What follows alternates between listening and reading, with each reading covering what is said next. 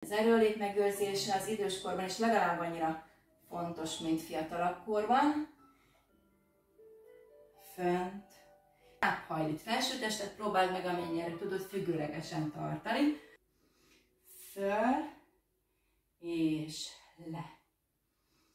Föl.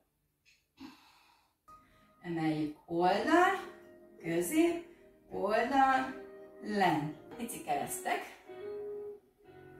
Próbálj nyújtott karral.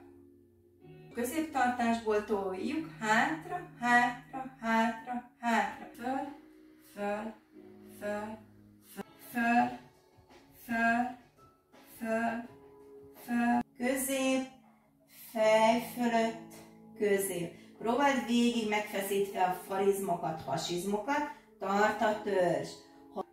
Föl, föl, föl, föl.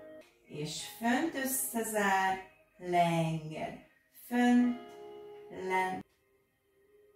Itt se nagy lendületből, finoman emelkedjél. Nem akarsz erősebb gyakorlatot, akkor csinálod ezt a verziót is.